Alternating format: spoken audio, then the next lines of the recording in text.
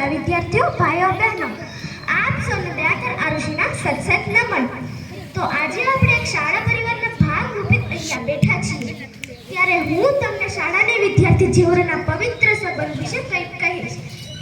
હું આ શાળા રૂપી વિશાળ વૃક્ષનું નાનકડું પાંદડું છું. આજના આ સમય છે જેમાં શાળા, શિક્ષકો, વાલીઓ દરેકનું એક જ લક્ષ્ય હોઈ શકેલું છે.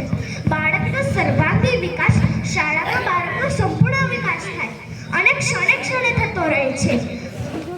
કોઈ પણ બાળક જ્યારે શાળામાં પ્રથમ ડગલું માંડે છે ત્યારે તેની અંદર એક સુર મંડાયો હોય છે. દરેક બાળક જન્મે છે ત્યારે ઈશ્વર કોઈને ખાલી નથી મોકલતો. દરેકમાં કોઈને કોઈ શક્તિ રહેલી જ હોય છે અને આ શક્તિને બહાર કાઢીને વિકસાવવાનું કામ શિક્ષણ કરે છે. ત્યારે આપણી સૌની જવાબદારી છે કે બાળકની શક્તિથી ઓળખી આગળ વધવામાં પ્રેરણા આપે. બાળક જ્યારે શાળાએ આવે છે ત્યારે તેમની અનેરી મસ્તી અને અનેરો ઉત્સાહ હોય છે. ત્યારે આપણી સૌની જવાબદારી છે કે આપણે આ શાળામાંથી એક ઉત્તમ સમાજનું નિર્માણ કરવામાં આપણો ફાળો આપીએ. આપણા બધામાંથી ડૉક્ટર, એન્જિનિયર તો ન બની શકીએ, પરંતુ સારા નાગરિક તો જરૂર બનીશું એવી આપ સૌને વતી હું સમાજને ખાતરી આપું છું. આ તકે મારા શિક્ષકશ્રીનું એક વાક્ય યાદ આવે છે.